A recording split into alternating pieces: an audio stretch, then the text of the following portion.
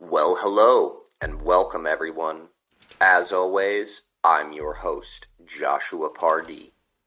Don't forget to conjure your way over to that subscribe button and click the little bell to get all the latest stories at your bony fingertips. Today, we want to discuss the topic, which place is more haunted, the Moundsville Penitentiary or the Trans-Allgheny Lunatic Asylum, both located in West Virginia. We will dive into both places' dark history and evidence of possible reasons for paranormal activity. Afterwards, you can be the judge for yourself.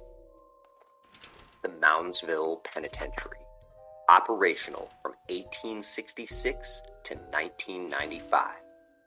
In the late 1800s, Moundsville took over all executions for the state of West Virginia. And over the years, 93 men from the prison were executed for their crimes, 83 of them by hanging and 9 by electrocution. Those who were hanged proceeded up the so-called death house's 13 stairs and slipped their head through a noose with 13 knots, both symbolic of the judge and each member of the jury. All hangings were public until 1931, when one of the men being executed was decapitated during the hanging process. From then on, all executions were by invitation only. The prison housed a variety of felons, but Moundsville saw the worst of the worst murderers, rapists, and serial killers. It also had its fair share of criminal celebrities, the most notorious being Harry Powers, a Lonely Hearts killer.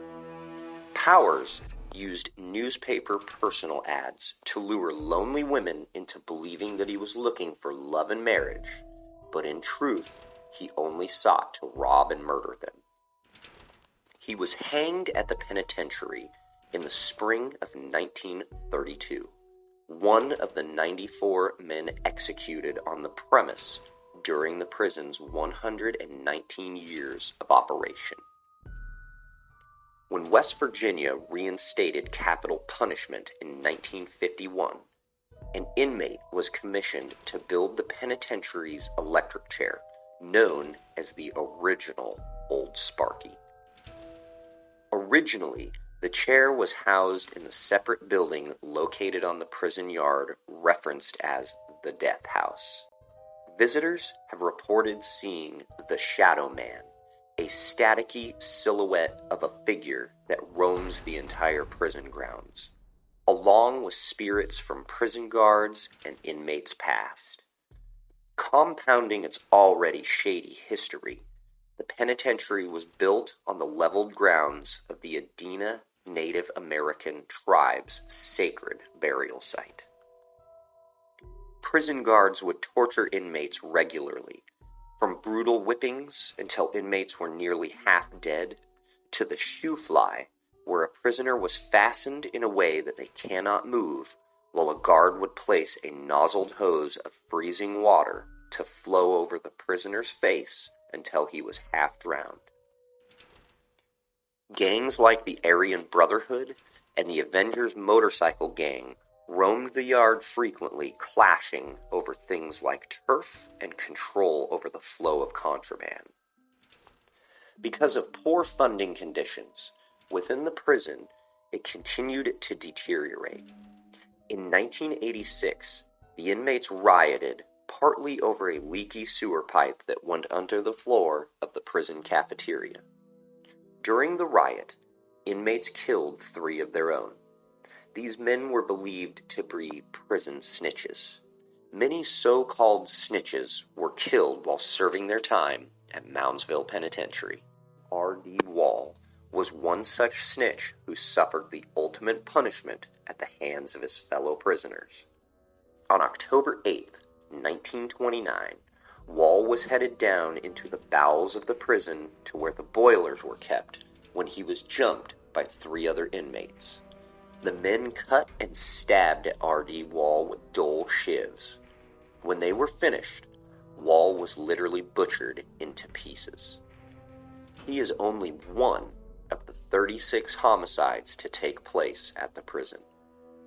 Wall is also connected to one of the earliest ghost sightings reported on the prison grounds. Inmate Bud Peterson from Logan County was the last man to be hanged at the prison.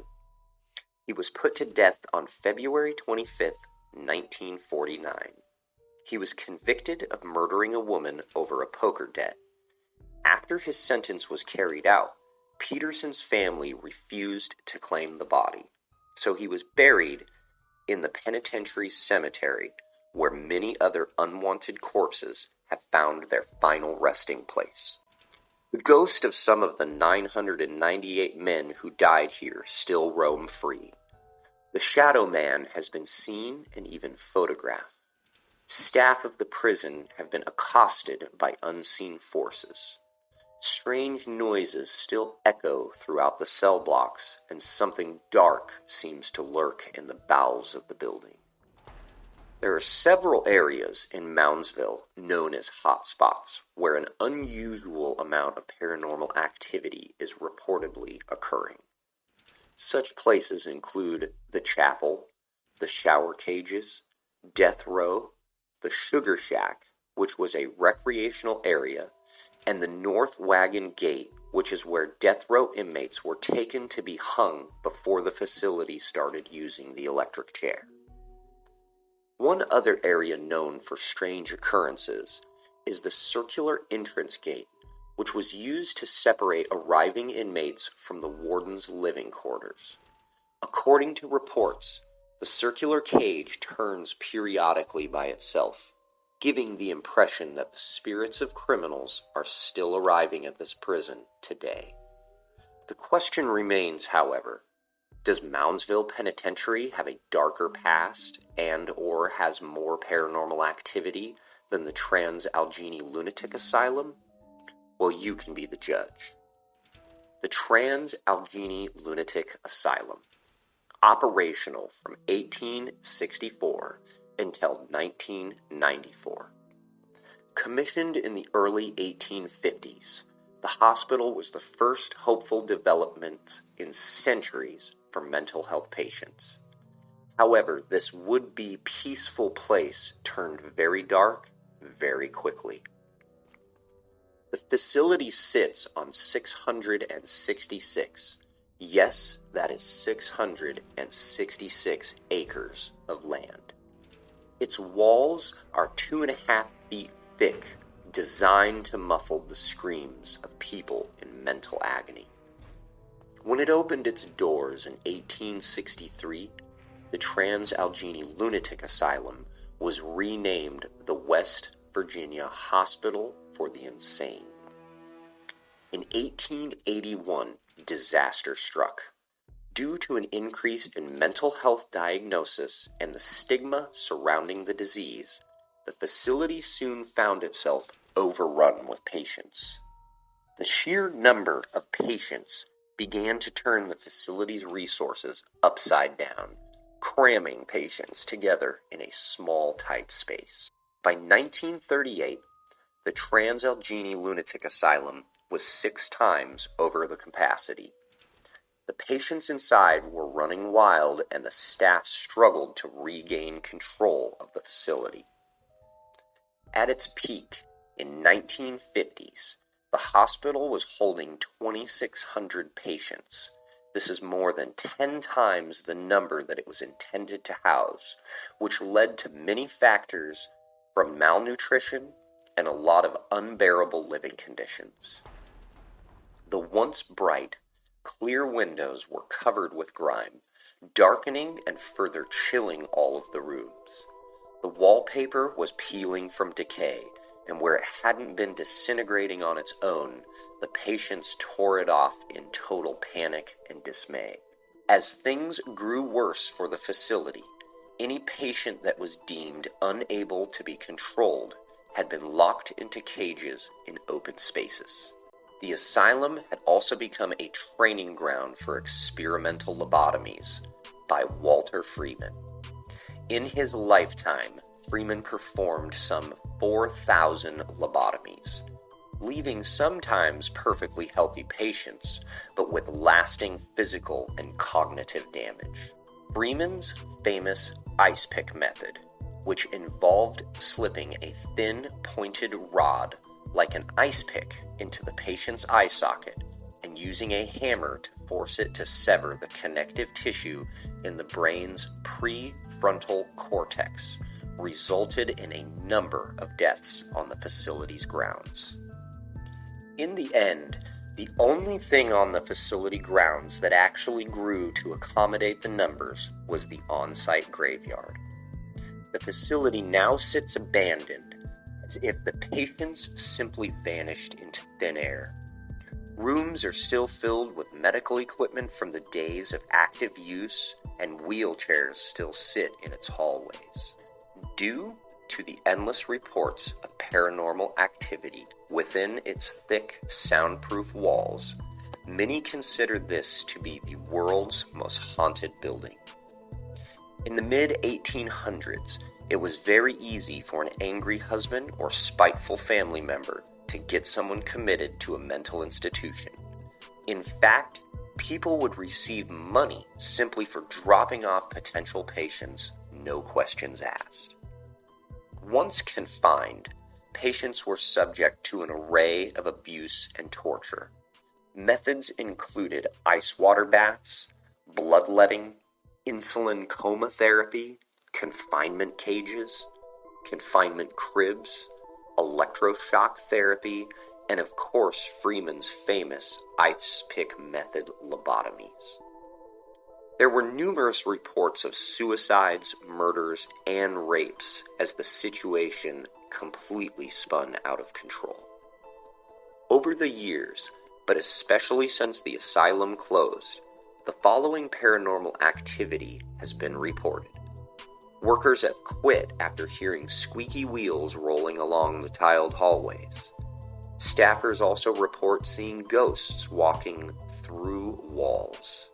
One doctor even says that a ghost followed her home and continues to haunt her.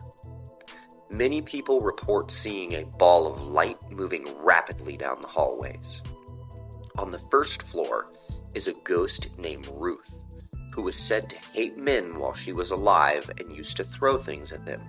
Well, now, today, in ghost form, Ruth is still apparently throwing things at male visitors. A secret recording device captured the sound of someone saying, quote, "Get out," in Ward 2 of the second floor, where 2 patients had committed suicide and another patient had been stabbed to death. A ghost of a man named Big Jim is said to haunt the 3rd floor, as well as a nurse named Elizabeth. Doors have been reported and observed opening and closing all by themselves. A bizarre phantom known as the Creeper has been seen crawling around on the floor. People often report that they hear something banging loudly on the pipes and in the walls. The ghost of a soldier named Jacob is said to haunt the 4th floor. Hysterical laughter is heard coming from empty rooms all over the facility, and objects seem to move all by themselves. The ghost of a murderer named Slewfoot, who had been slashed to death in the bathroom, is also said to haunt one of the floors. But of all the paranormal activity, the most frequent and the most famous is that of a girl named Lily. She wears a white dress and appears to be about 9 years old. It is believed that Lily was a girl whose mother gave birth while she was at the asylum, and that Lily died at the age of 9 after spending every day of her life confined beneath its oppressive stone walls. Lily is said to talk, to roll balls along the floor, to switch on flashlights, to play a music box, and to even often giggle in a way that observers describe as both simultaneously sweet and horrifying. Both of these places have a fair share of dark history, murder, abuse, and torture. But the question still remains, which place is more haunted? the Moundsville Penitentiary, or the Trans-Allgheny Lunatic Asylum? You be the judge and let us know in the comments below. Both facilities today hold paranormal tours, so in the event that you would like to see for yourself, the option is always available, and both facilities are not very far from each other. If you have enjoyed this video, be sure to share it with all of your friends. Until next time, this is Paranormal Pardee, fading out.